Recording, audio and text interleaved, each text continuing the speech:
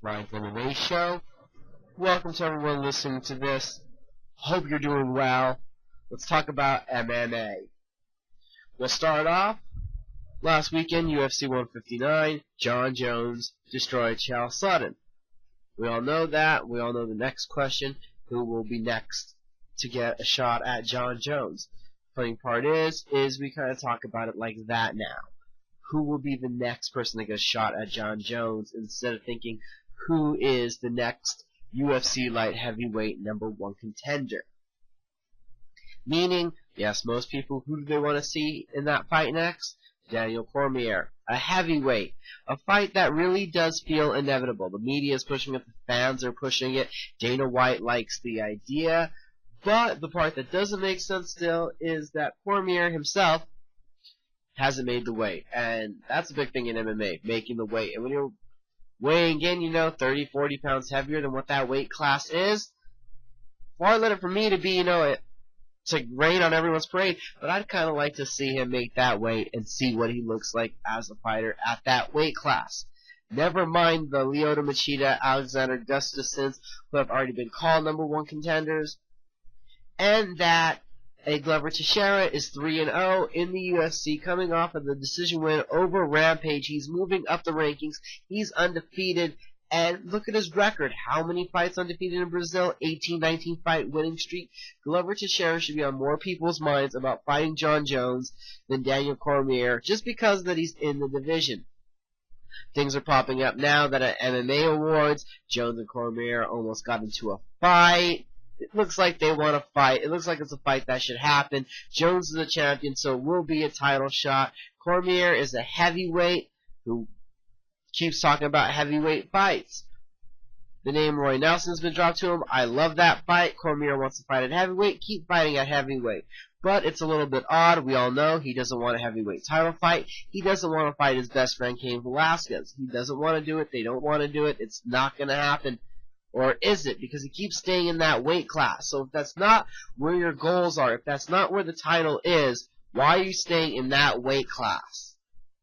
He needs to move over to 205. If that's where he's going to be, he should have some fights there. Phil Davis, like we said, Teixeira's taking on Tehuna. There are fights. There are ways to build up Daniel Cormier. And if he wants Jones, he should do it the right way in that weight class. But inevitably, this will go unheard. And one day, we will see Daniel Cormier making his debut in a title fight, which is bull, I believe. But you can see the footprints in the water, on the beach. You can see this. It's going to lead us that path. But for now, he's talking about Roy Nelson. That could be a good fight. Mark Hunt wins. That could be a fun fight.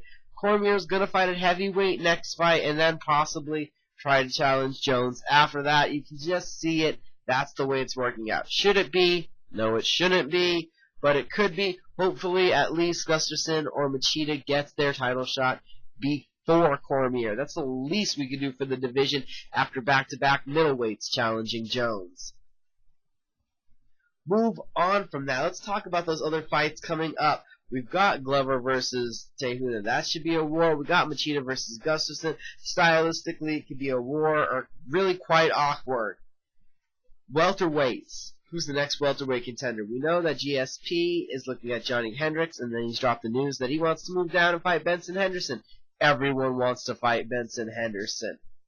We'll see where that goes. That could be an interesting fight. GSP out wrestling Ben Henderson. I could see that happening. The bigger, stronger man. He'll put him on his back for the first time we'll ever see it.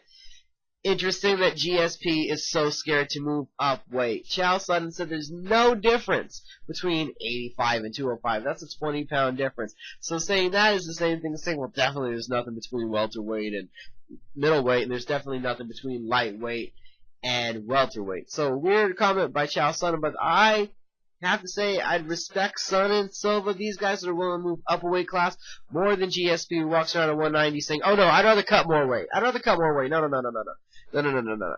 If he was to fight at 85, he'd only be cutting at 5 pounds. And it's no. He's not going to do that. That is not his best interest. That is a fight that he doesn't feel 100% secure he can win. He doesn't want to hurt his brand. He's a smart fighter. He fights smart. He's not going to take a bad matchup. GSP, his luster has came down slightly to me. that could hurt him. I'm going to talk about that topic again in a minute. We're talking about all the weight classes right here real quick. Go down to lightweight. TJ Grant, Gray Maynard. Intriguing matchup for the #1 contender spot. On paper, they both deserve it.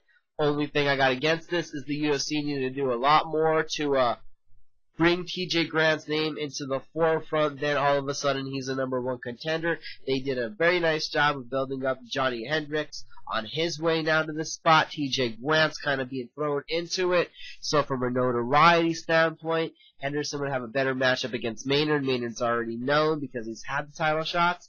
But I think TJ Grant does have more weapons in the bag. That'll be a very intriguing #1 contenders matchup to see who gets Benson Henderson next. Featherweight. Featherweight, a hot button topic right now. Anthony Pettis challenging Jose Aldo. Chad Mendes is on a tear. Is on a tear so much that he's making people forget about the real #1 contender fight that's coming up. Chun Jung Sung, the Korean Zombie, finally coming back from injury, and Ricardo Lamas. Two guys that haven't had a shot at the title and are both on substantial winning streaks. Chad Mendes, yes, he's looked good. He's beaten two guys that are far outside of the top 10 in the first round, and then on a week's notice beat Darren Elkins, who was just coming off of a win. So I would love to see Chad Mendes 1-2 more fights in the top 10. Maybe that fight with Guida that never happened.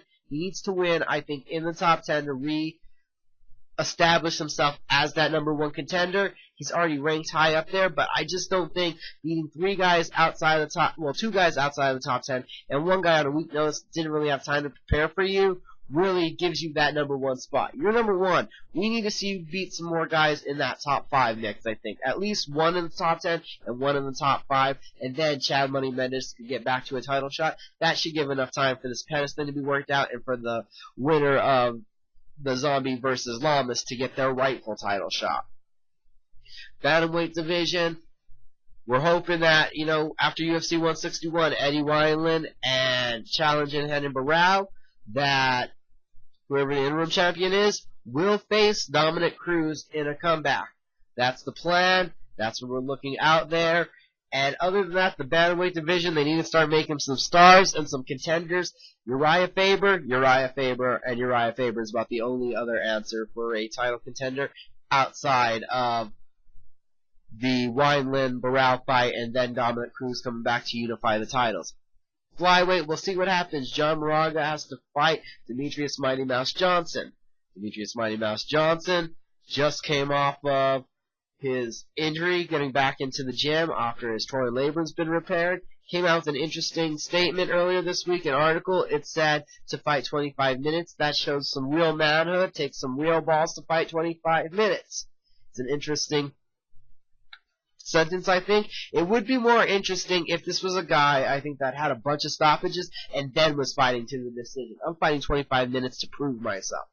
But Demetrious Mighty Mouse Johnson is a guy that 9 of his last 10 fights have went to the decision. He started off his career with 10 fights, with 8 stoppages, 5 submissions, and 3 TKOs. But since his first career loss by decision, all of his fights have basically went to decision.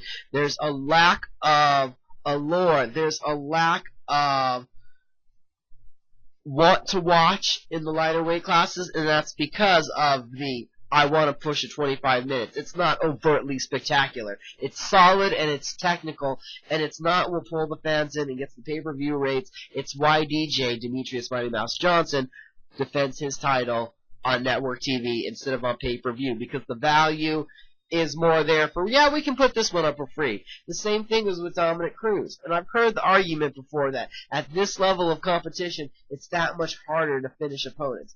Dominick Cruz won the WEC Bantamweight title by TKO. TKO after the second round when Brian Bowles would not continue due to a broken hand.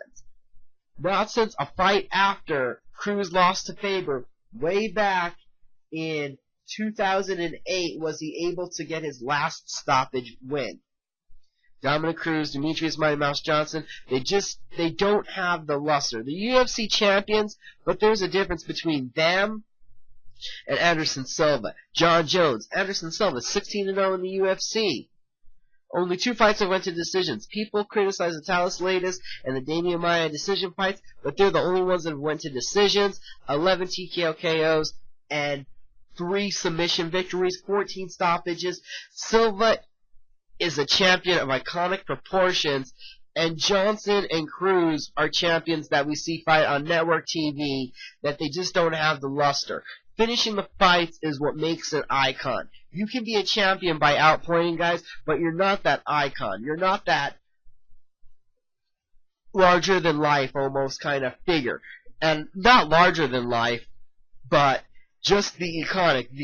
If I had to think of a fighter in my mind, you just don't think of a guy fighting for 25 minutes and waiting for a judge to decide who won the fight. You think of a guy that put his stamp on it, his mark on it, and he won by stoppage. Same thing can go for Jon Jones. A 9-fight winning streak since his disqualification loss to Maya Hamill. 8 of the 9 fights have been won by decision. 4 TKOs, 4 submissions. No, I'm getting tongue-tied here. Sorry, everybody. And the lone decision to Rashad Evans in a highly emotional bout that was too emotional, but he still dominated the outing. There's that reason why Jones is getting put on that plateau of Silva, when Dominick Cruz, who's had the title for oh so long, is just a point fighter. He doesn't have that luster. He's a champion to other fighters. Yeah, he is who I need to take out. He is who I need to beat. From a media standpoint, though, he's not overtly iconic because of his style of fighting. Cain Velasquez, it's almost like saying there's a pyramid of champions. And at that top is Anderson Silva. Right behind him is Jon Jones. Because of his time off and the last 2 fights, GSP is thought of more of a safe fighter. He's probably 3rd there. Cain Velasquez is 4th. Cain is only 4th because he's only coming into now UFC 160, his next title defense. But he can work his way up. 9 of 11 career victories by TKO KO. Velasquez is a monster. He just hasn't had the title long enough. And right now, even in that fear, or what you would think of a typical fighter image, I'd say Barao is even more destructive, having, I believe, 4 of his last 7 fights ended by stoppage. Barao gets fights finished. He's more impressive. He has a more inviting fighting style to be on the cover of magazines, to do this stuff because he's stopping. He's making it definitive that he won. People, and you also got to look at the looks on people's faces after they fight. You fight Cruz, you fight Johnson, you're thinking, what do I got to do? Where can I catch him? I can get him next time.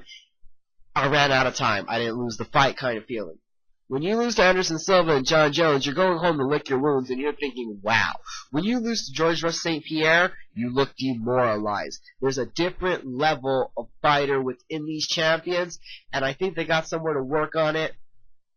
It's an interesting topic. I wanted other people to hit me back with their thoughts. That was something I wanted to get out of there. Where do you treat the fighters, and how do you believe in this hierarchy of champions? Are all the champions on the same level? Something big to bring up.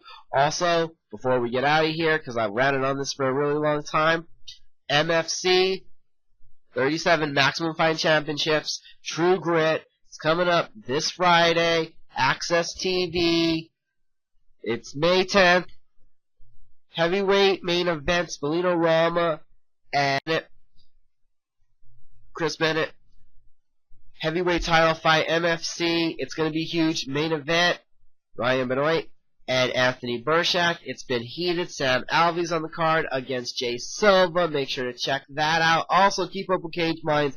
Later on this week, we're going to have on Courtney Cast Iron Casey, who will be making her pro debut at XFC 24 Collision Course. That's taking place at the Sun Dome, Tampa, Florida. She's going to be fighting Kelly Warner. We will have her on later in the week. Be looking out for that interview. I thank you for your time. Wanted to rant. Got any opinions on what I said about, well, Daniel Cormier, about the champions, and how I think there's different levels of them? It's Cage Minds MMA show. Thanks for listening. Whenever you hear this, good day, good afternoon, good night. Thanks for listening.